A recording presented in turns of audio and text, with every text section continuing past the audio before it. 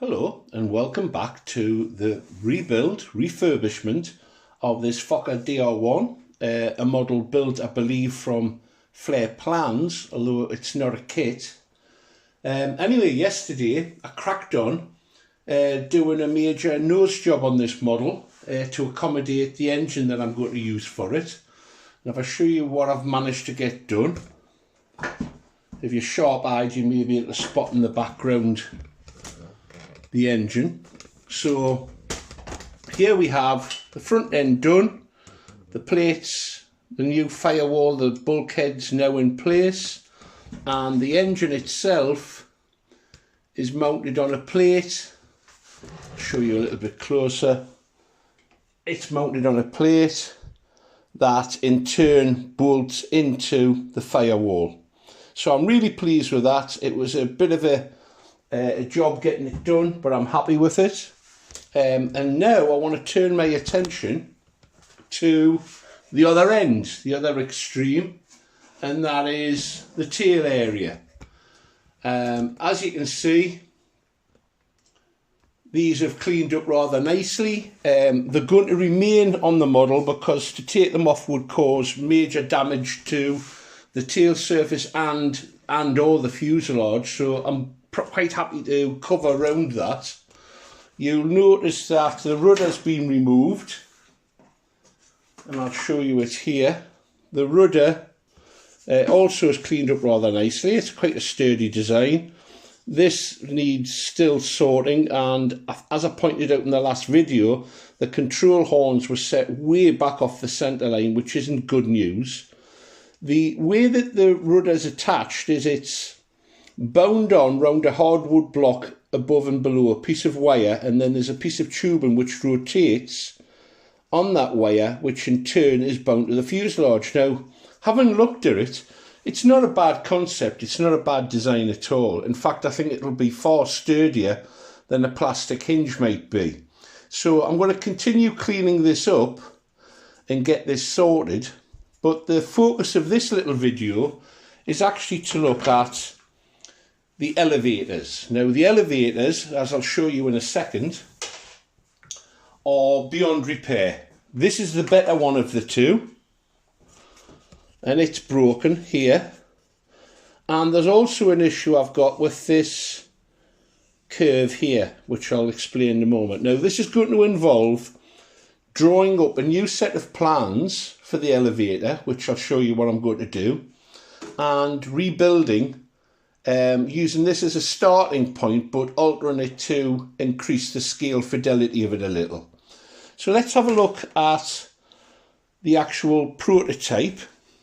Just bear with me. So here I've found a set of line drawings for a Fokker DR1.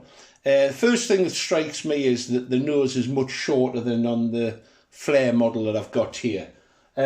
Mine's going to be exaggerated. I think it'll help matters that the nose is less stumpy, and it would just take too much to alter it now. So that's going to remain, but what I have noticed is that the elevator is rounded much more than the sharp bend that I've noticed in this. That needs to be eased out, I believe, to be more of a round and less pointy. And this area here, the bit of the elevator at the back, I think needs to be extended about ½ an inch to make it more in proportions with the drawings I'm looking at there. I've also got a set of drawings for a different model. It too was built to a scale of 1/4. And you can quite clearly see the curve is much more pronounced. It's less of a sharp triangle shape that I can see here. So when I draw this out, redraw out the plans, I'm going to go more off this example that you're seeing in front of you. So let's get this prepped. Here we go then. I've got a roll of unwanted, unloved wallpaper, and that's going to be what I'm going to use to draw the plan on. So let's cut out a suitable length.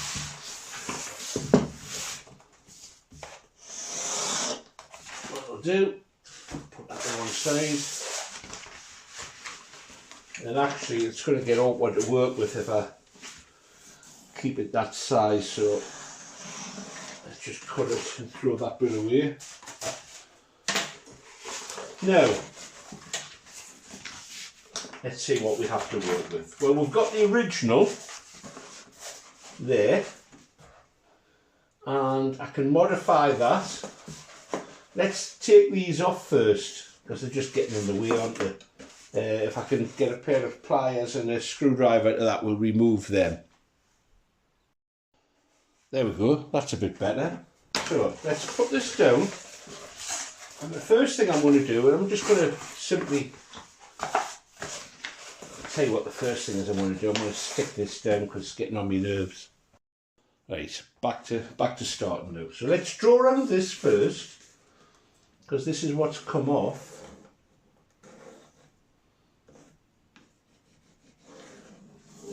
And see what we think about it. I've already suggested that the curve at the end here doesn't look right to me. So that's basically what I need to produce, but I think it needs to be actually slightly wider here in proportion to the counterbalance part of the elevator. So with that in mind, let's just increase that slightly.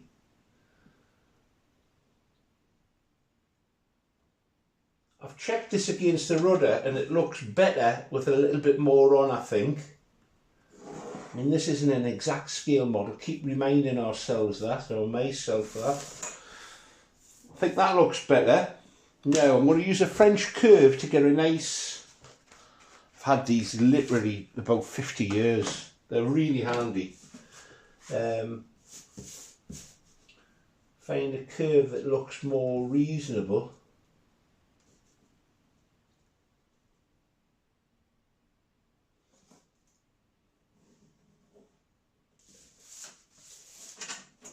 Straighten that up slightly.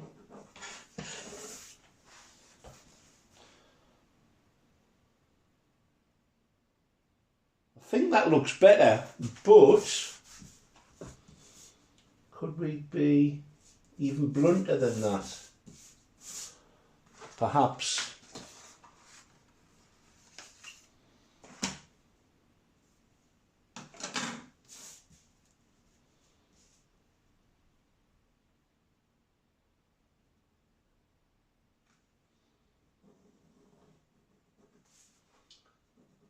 I think that line looks better. So if we take that one out. I mean, it's purely by eye this. This is seat of your pants designing, I think. But if we take this one out.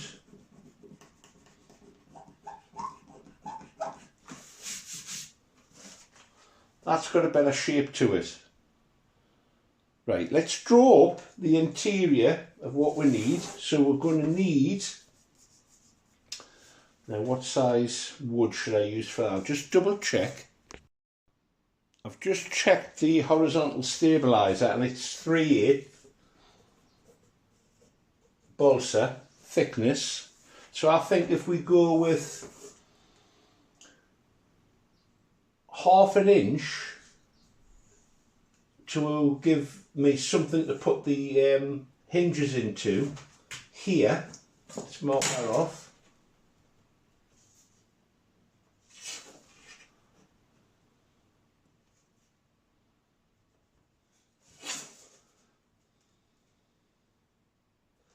And I'm going to take this all the way across to the end.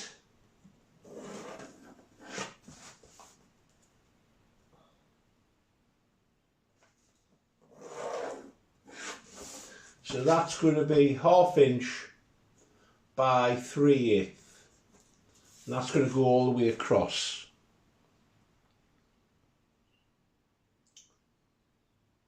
Let's use the same 1/2 inch material for this part here.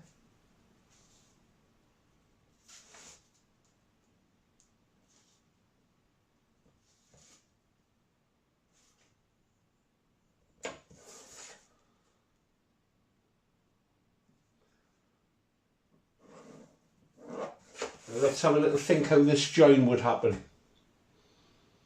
I think it would be better if this piece terminated here and joined onto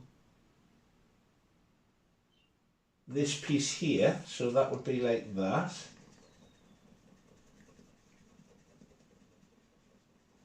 The question is, do I extend that all the way down? Perhaps not, we'll see. And this, I'm going to block in with a solid piece, because if this is a weak link in this, on the other one, which I've got somewhere, you can see the whole thing, this point here is a weakness. So that, I'm going to use some lightweight balsa to fill in the whole shape, I think. I think that's the way to go. Yeah, definitely. So I'm happy with that bit. Let's go with the 1/2 inch. Let's make this trailing edge 1/2 inch. I'll rub that out, just bear with us a second. Helps if you get all the tools to hand, doesn't it? It's typically the way I work, it's always seat of the pants stuff. I'm not very methodical, I tend to be very instinctive. When I used to do oil painting as a hobby, I was very chaotic in how I approached things. I sort of got my head down, just went with the flow, didn't think things through at all. It's just the way I am. I don't think I'm ever going to change that. Right, let's make this 1/2 inch, a trailing edge.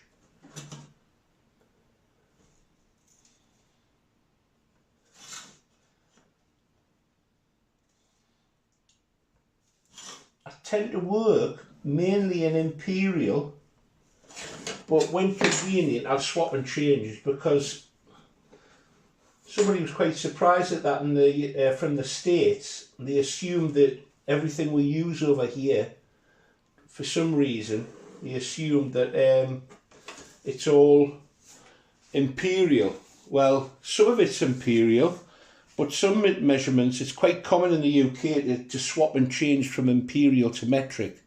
So pints, litres, metres, yards, kilometres, we had to change them quite a bit. I think it's because, at least my generation, it was, we were taught it at school, interchange, and it's never really changed that. Okay, so 1/2 inch there, 1/2 inch there, 1/2 inch there. That's going to be a, now how do I do that bit? I think, be careful Mark, you'll hurt yourself thinking too much. Come back to that. We'll take another 1/2 inch here. I'll cut out all this, I'll strip it from one piece of timber, from one sheet, so it's all the same weight and same strength, rigidity.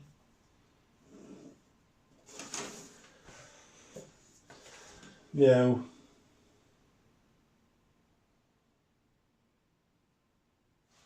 if you took up from that point there at right angles, a spar or rib, elevator rib. Now, what thickness to go with these? 1/4 inch? Let's go 1/4 inch.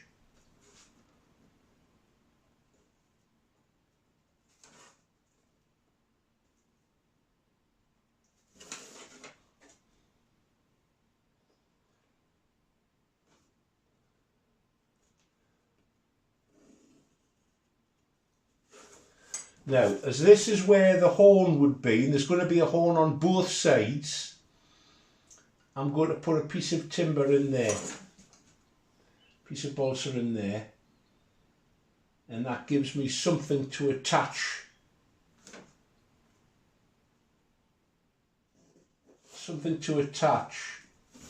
the horn to. It'll be closed loop for the elevator, and that's a bit more complicated because there are two, obviously there are two of them. Now it's this end piece, I'm still not convinced with this curve. I think it needs to, just try this one on again.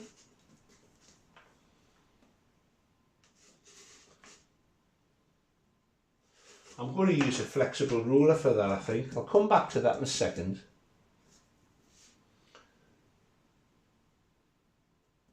We take another one through here,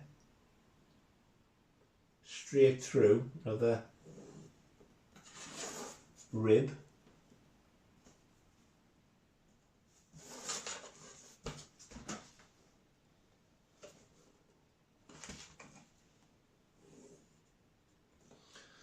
And then one in the gap. So what do we have here? So I'm working just instinctively, it works out exactly 15 centimetres. So the halfway point is 7.5, and we want to 1/8 either side.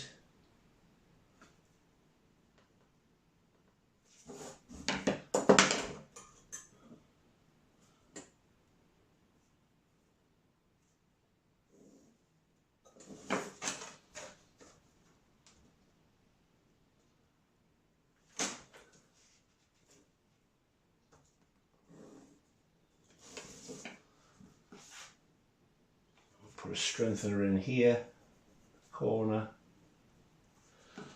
Okay, it's just this bit, I'm still not happy with it. Just bear with me. I'll get the flexible rule and see if I can get a nicer curve on it. I'm going to use a piece of kit called a flexible rule. I think it's sort of lead filled. I don't know how it works actually, but it's really handy, and I hope to get a more natural flow using this. That looks better to me. Let's try that.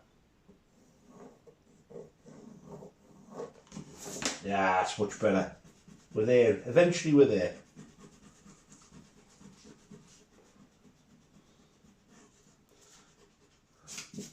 So it's just a case of resolving how that goes on. I think that looks better. Hope you agree. You can't really tell us to do otherwise now because I'm going to do it. But there you go. I think that looks better. Now, how do you make that nice and strong?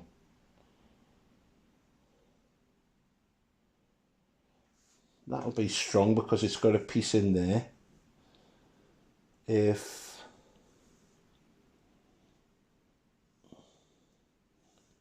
I put a piece in straddling that joint there,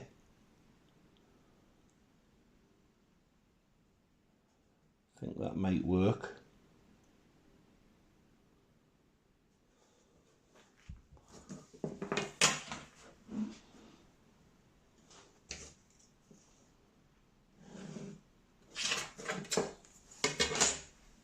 That would achieve the desired result, I think. Joint there,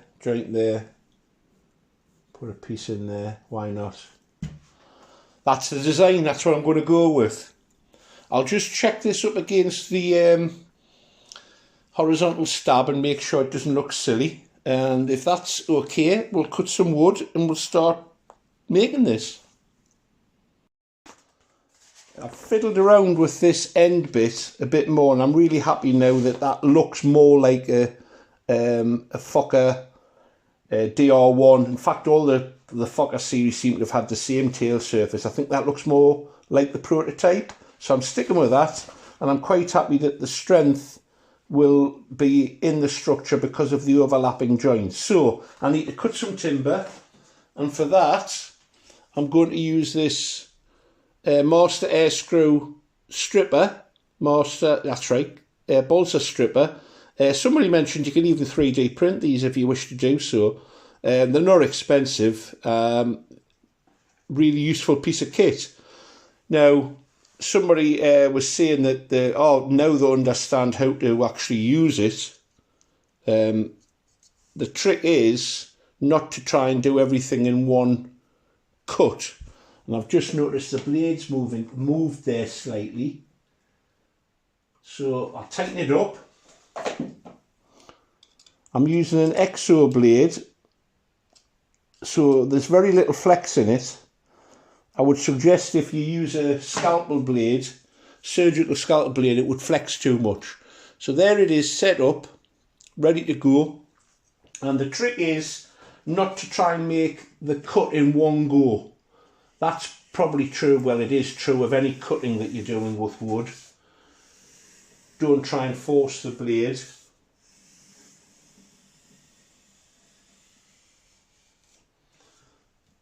First pass, concentrating on keeping it at right angles, letting the tool do the work.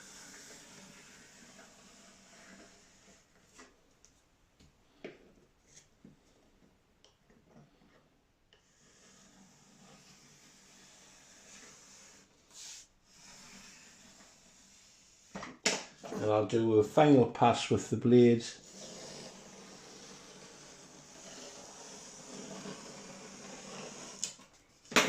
There we go. So that's the timber, the 1/2 inch timber cut out now. I'll cut out the 1/4 inch for these cross pieces. I'll probably only need one length, and then we'll get it put down and I'll start laying this up. After checking with the horizontal stab, I've changed these ribs to match those on the wing, on the horizontal stab, so that they go straight across and they're looking more in keeping. So enough prevaricating, time to get this done. Of course, I've kept the covering backing from the Cirrus to use, because it's really good, the covering from any solar film or solar text. Of course I can't find it now, can I? Typical. So I'll have to resort to this food wrap, which is okay, but it does occasionally get grabbed by the CA glue, which I'll be using to glue this together. At least this dispenser works. The blade driver's crazy as well. Now, I suspect that the glare from the lighting will be making it difficult for you to see what's going on. We'll see if we can do anything about that. Let's have a look. That's not too bad. I think we can live with that, can't we? So the first thing I'll lay down will be this leading edge of the elevator. Nice bit of timber for the hinges to get a grip of.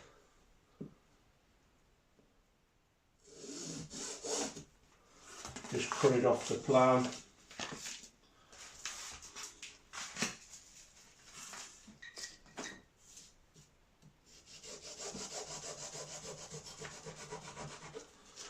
The fine tooth saw is really useful when you come to cut heavier timber. You're more likely to get a straight edge, I think, because it doesn't waver off.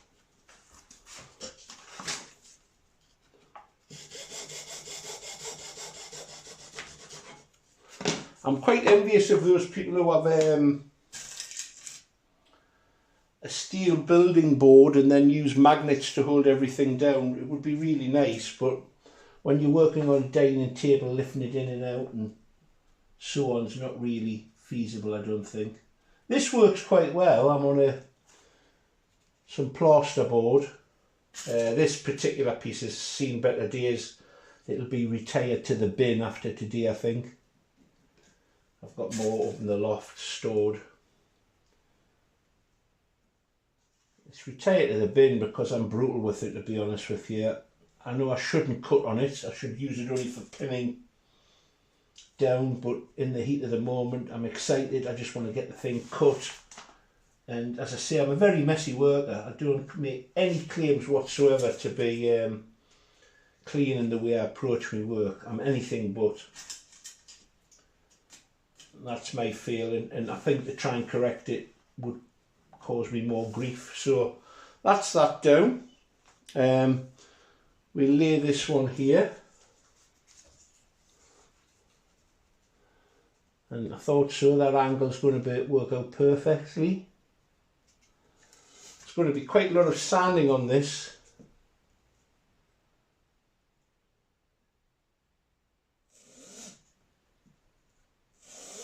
Which you would expect. But it's going to be a nice strong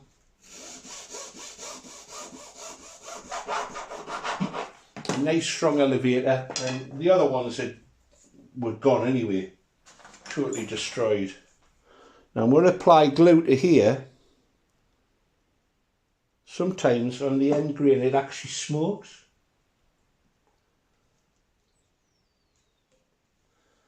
I have actually managed to set fire to a nylon carpet with CA glue. Dropped a whole bottle on the dining room floor. Just told the wife that I think we needed a new carpet. There you go. She's a saint. So that's that piece glued down. This looks quite chunky, but it's going to do the job, which is what I'm interested in.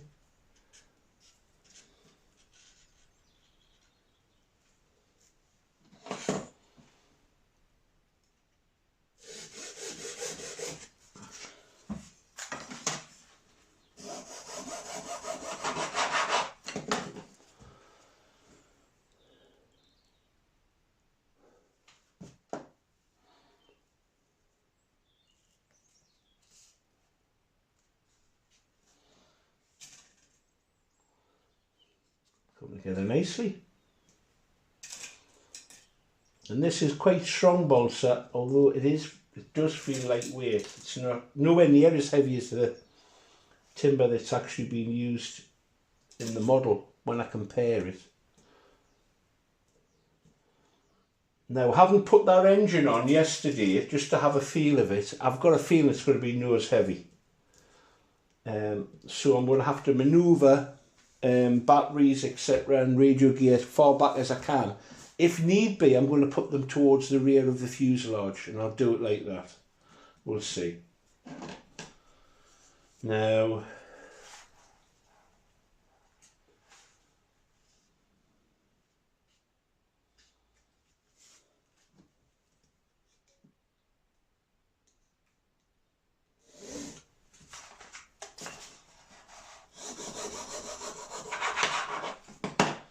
this piece here.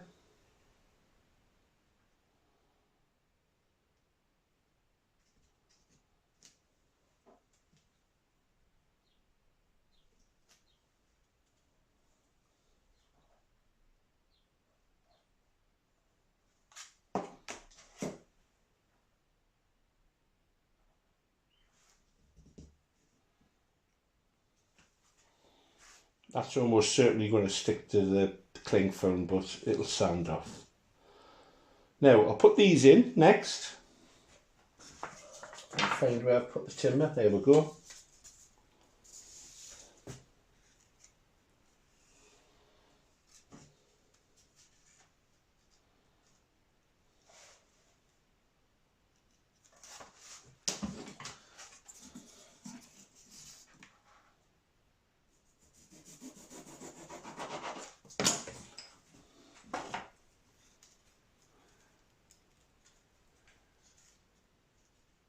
Needs a little smidgen more off there.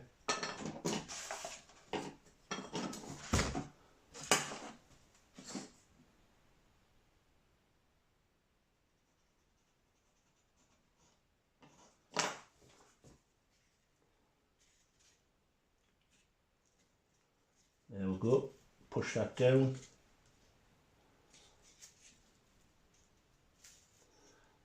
Now I'm just going to glue on the end, and when I flick it over, I'll strengthen this joint. A little bit at the side. The capillary action of the very thin CA glue will wick into that and do the job.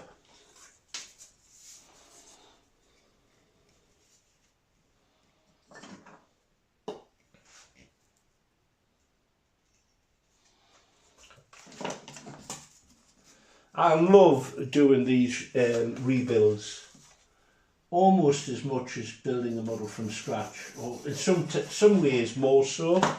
It's definitely more satisfying when you get the thing to fly, because you feel like you've done a service to the aero modelling community, that you've got something back in the air. I know that sounds silly, but I hate to see models resigned to the scrap heap. And one of the fellow club members, if you follow the videos, Eric, a real stalwart of the club, I've seen him bring models back from the dead that most people would say they're going in the bin, or the trash as the guys across the pond would call it. It's often claimed that balsas, you know, if you crash a balsa model, it's in bits. Foam models you can put back together again. I've heard the Petrinsky brothers, Robert has said that before. You know, if this had been balsa, what could we do with it? Well, if you're not frightened, you can often do an awful lot with a balsa model to get it back together. It's a little bit more thought involved, definitely. But then again, you know, Robert's got a lot more experience of foam models than I have. And less so with a balsa. So that's those pieces. Now all I need to do is to cut these. I'll cut them up, get them ready, and we'll drop them in. Go into here, I'll put one in there for the... And then we'll pop back and I'll show you the final thing. In fact, we'll probably be ready to lift it off the board at that point. I'll pause here and we'll come back when I'm ready to do that. These final parts have been cut out now, so nothing more to do than to get them glued in.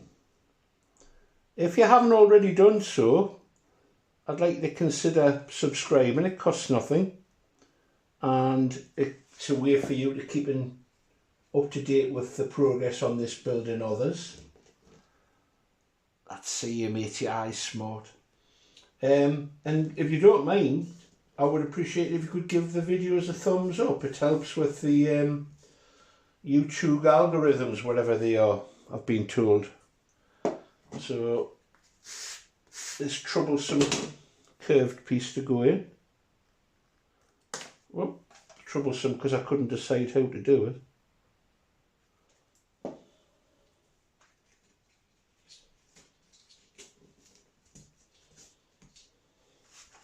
Standing well back because the fumes are quite evil. It's nasty stuff, this. And again, a lot of the materials we use in modelling aren't very friendly to people or the environment, unfortunately.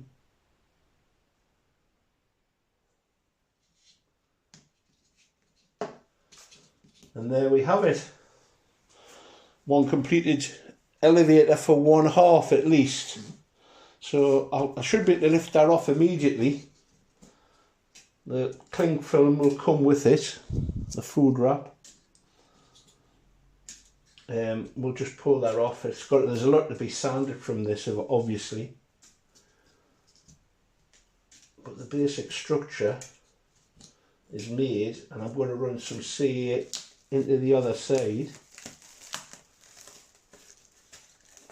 Sort of works. As I say, if I'd kept that backing paper, I think it works a bit better than this, but never mind. It's off.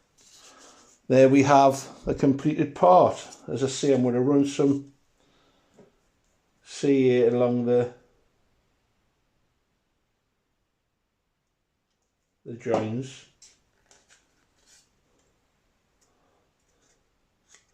This is where perhaps white glue might have been a better option, but once this is set, it's as strong as, if not stronger than, the white glue in my view.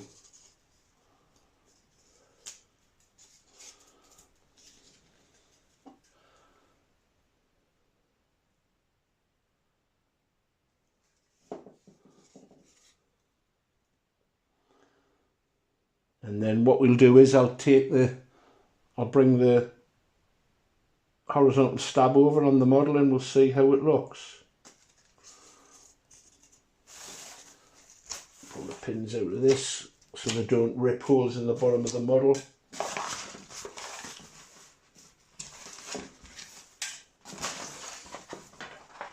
Right, just pausing, I'll bring the other, and here we go. That's not bad at all. It needs some trimming off the end here, but that's fine, I can do that. I'll make the other one a carbon copy. It matches up with these ribs here on the horizontal stab, so I'm pleased with that. It's lightweight, but it's strong. There's no twist in it, which is the main thing. Thanks for watching. I hope you've enjoyed it. And may you have some nice flying sessions. And if you can't do that, please consider getting yourself creative. There's another project in the background. Real headache with that, but that's a different story. So take care, everybody. Bye for now.